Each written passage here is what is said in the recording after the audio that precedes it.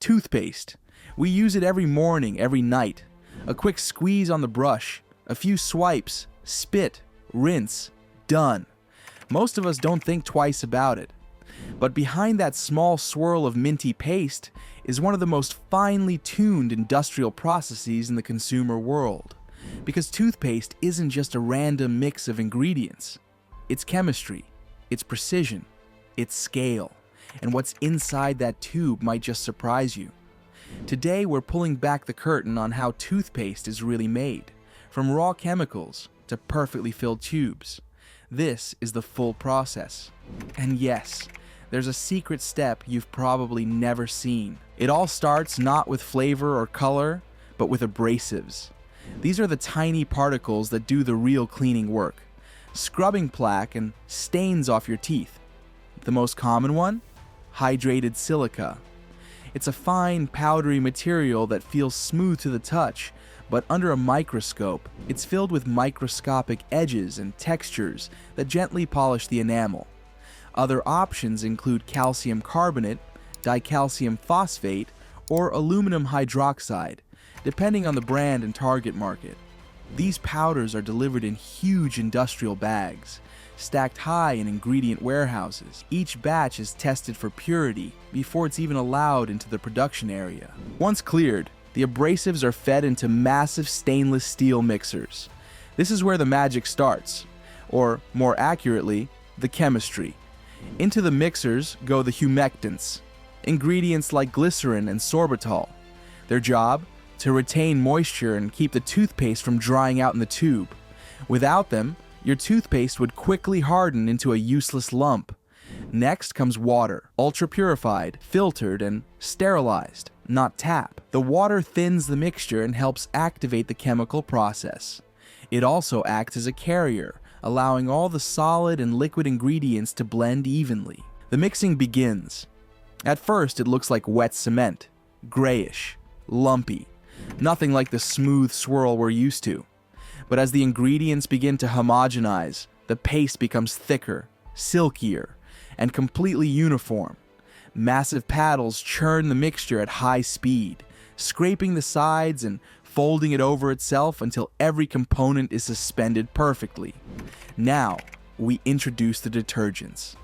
And yes, you heard that right. One of the key ingredients in toothpaste is sodium lauryl sulfate, a foaming agent also used in shampoo and soap. It's what gives toothpaste that frothy, bubbly feel. It doesn't just make brushing more satisfying. It actually helps spread the paste across your teeth and lift debris. Then come the binders, compounds like xanthan gum or carboxymethylcellulose. These prevent separation and give toothpaste its signature viscosity. Without binders, you'd squeeze your tube and get a sad dribble of watery goo. With them, you get that iconic, perfect ribbon.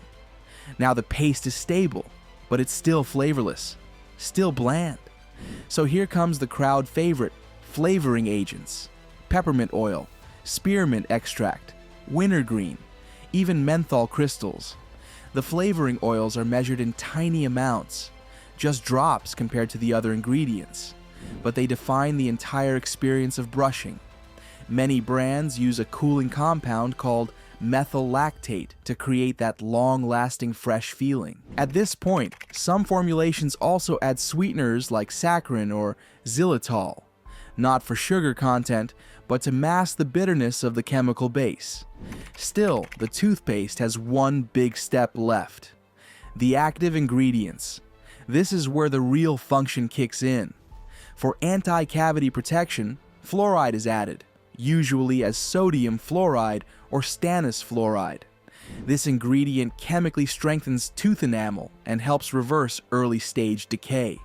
It's used in carefully controlled amounts. Too little, and it doesn't work. Too much, and it becomes a regulatory issue. Other actives might include triclosan for antibacterial protection, potassium nitrate for sensitivity relief, or peroxide for whitening. Now, we arrive at the secret step, one most people never see.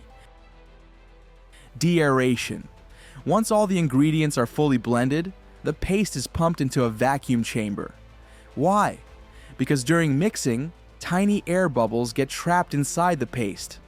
Left untouched, these bubbles can expand, break the smooth texture, and even interfere with tube filling. Inside the vacuum chamber, pressure is reduced to nearly zero, pulling out every trace of trapped air. The result is a dense, perfectly smooth, bubble-free paste, ready to be packaged, but not just yet. The paste must now go through color and stripe blending, depending on the brand. If the toothpaste is a single color, like all white or all blue, it's ready for filling. But if it's striped, like red, white, blue, or green, white, the process gets even more interesting. For striped toothpaste, 2 or 3 colored pastes are held in separate tanks. Inside the tube filling machine, a special nozzle controls exactly how each color is injected. It's done so precisely that when you squeeze the tube at home, the stripes stay perfectly aligned. Every time. The tubes themselves arrive pre-made, usually from plastic laminates or aluminum. They're printed, shaped, and sealed on one end, but the opposite end is left open, ready for filling. The paste is pumped into the open tubes at high speed, sometimes hundreds per minute. Each fill is measured down to the gram. Too much, and the tube bursts. Too little, and the customer notices.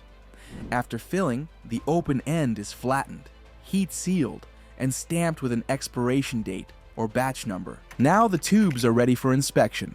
Each one passes through a quality control line where they're weighed, squeezed, scanned for air pockets, and visually inspected for defects. Some factories even use robotic arms and pressure sensors to simulate a customer squeeze, just to make sure nothing leaks. Defective tubes are pulled, recycled, or emptied and refilled. The good ones move to cartoning. Robotic arms place each tube into a box, slide in an instruction leaflet, and glue the package shut. The boxes are grouped, shrink-wrapped, stacked onto pallets, and loaded onto trucks, bound for grocery stores, drugstores, and homes all around the world. But this isn't the end of the process, because for major brands, every batch of toothpaste is tracked. Barcodes and batch numbers allow companies to trace ingredients all the way back to the supplier, so if something goes wrong, they can isolate the problem instantly.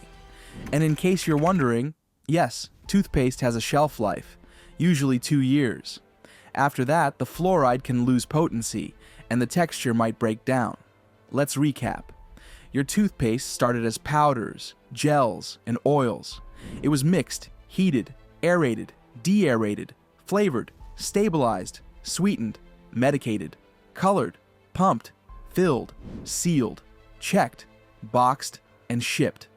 It passed through chemistry labs, vacuum chambers, robotic arms, and heat sealers, all to land on your bathroom counter, ready to keep your teeth clean for just a few seconds every day. It's easy to take it for granted, but the next time you squeeze that tube, remember, there's a whole world of engineering and science hiding inside. This is Process Uncovered, where the ordinary gets extraordinary. If you just said, "I never knew that," even once during this video. Hit subscribe, because we've got a lot more coming. From the tools you use, to the food you eat, to the objects you never even think about. We uncover the hidden steps, the secret machines, and the wild precision behind it all. So what should we uncover next? Drop your ideas in the comments. We read every one. And if you like this deep dive, leave a like to help us grow. Thanks for watching, and we'll see you in the next process.